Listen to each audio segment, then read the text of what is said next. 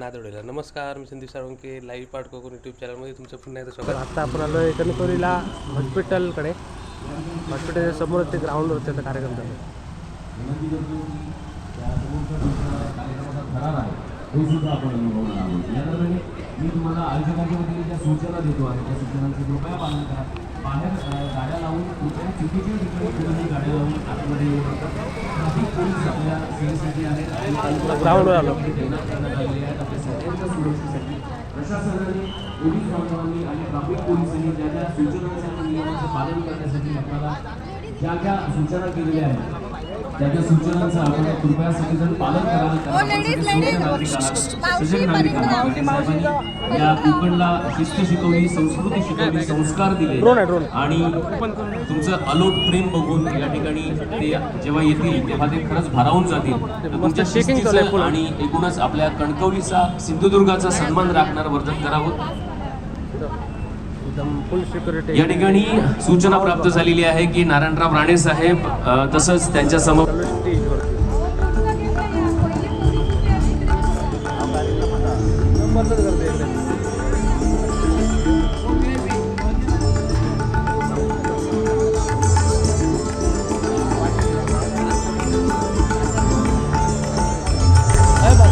आता आपण आलो आहे कणकवलीमध्ये. सगळे कार्यकर्ते इकडे एकत्र आहेत.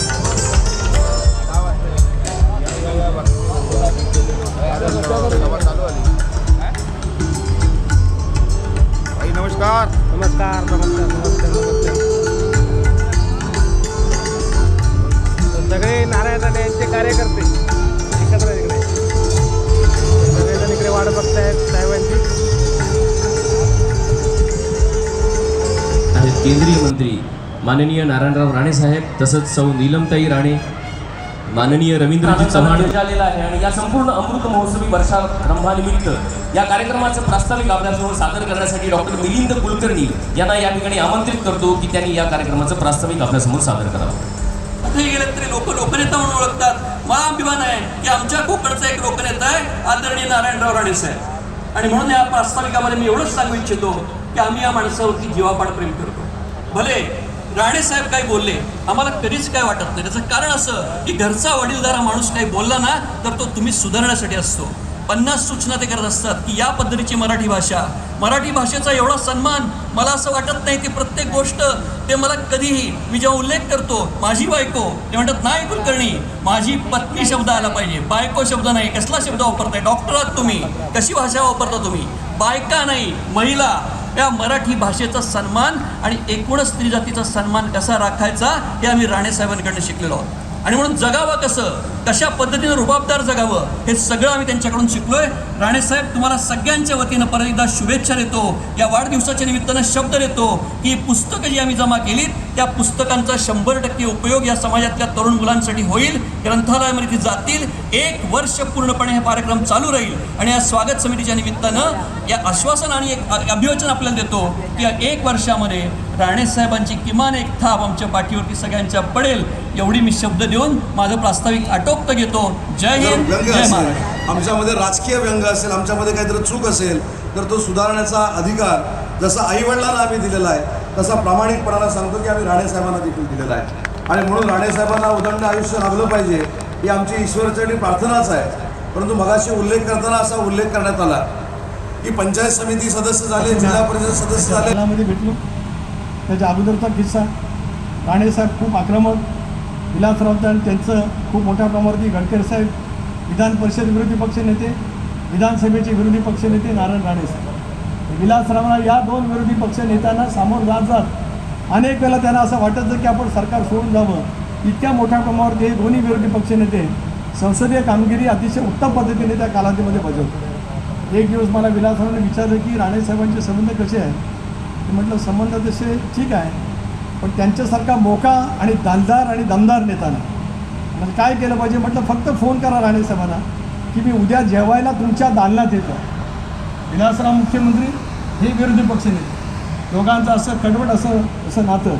पण विलासरावांनी फोन केल्याच्यानंतर दुसऱ्या दिवशी आता वहिनी या ठिकाणी आहेत, पूर्णपणाने कोकणी मालवणी जेवणाचा आस्वाद विलासराव सहित विरोधी पक्ष नेत्यांच्या दालनामध्ये दिला. आणि स्वर्गीय चव्हाण साहेबांनी निकोप पद्धतीची परंपरा कशी केली होती ती त्या ठिकाणी त्याने अनुभवली. नंतर मग मधल्या काळामध्ये विरोधी पक्षनेता होण्याच्या आधी बांधकाम मंत्री होतो. बांधकाम मंत्री आणि विरोधी पक्षनेत्यानंतर भारतीय जनता पार्टीचा अध्यक्ष झालो. जवळ 18 ते 20 वर्ष महाराष्ट्राच्या राजकीय प्रवासात कार्य करण्याची संधी मला मिळाली आणि नंतर मग मी दिल्लीला गेलो 2009 साली पक्षाचा अध्यक्ष म्हणून.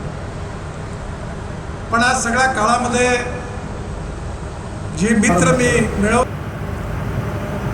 लवकरच शिवसेनेचे नेते म्हणून ते नगरसेवक झाले आणि मुंबई महानगरपालिकेमध्ये बेस्टचे 3 वेळा अध्यक्ष राहिले.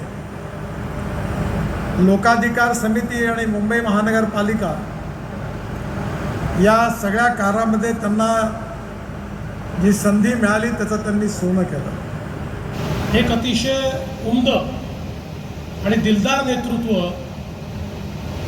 आपल्या सर्वांचे दादा माननीय नारायणरावजी राणेसाहेब,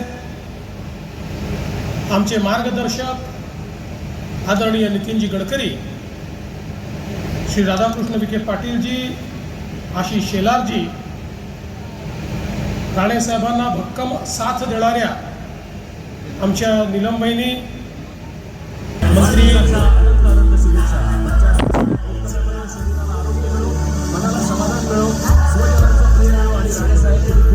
आकाशाला सुद्धा मान उंच. ते नारायणराव राणे साहेब आपल्याला संबोधन करणार आहेत. या सत्काराला उत्तर देणार आहेत. आपल्या टाळ्यांच्या गजरामध्ये, ढोल ताशांच्या गजरामध्ये, फटाक्यांच्या आतषबाजीमध्ये आणि दिव्यांच्या रोषणाईमध्ये मी आजच्या कार्यक्रमाचे मुकुटमणी, दस्तूरबुद्ध, आजच्या कार्यक्रमाचे खऱ्या अर्थाने नायक, अमृत महोत्सवी वर्षामध्ये पदार्पण करणारे कोकणला गजर करूया.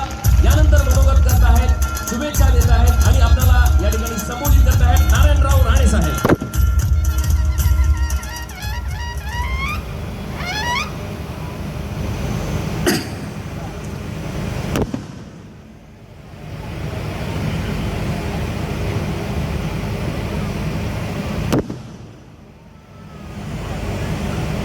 मी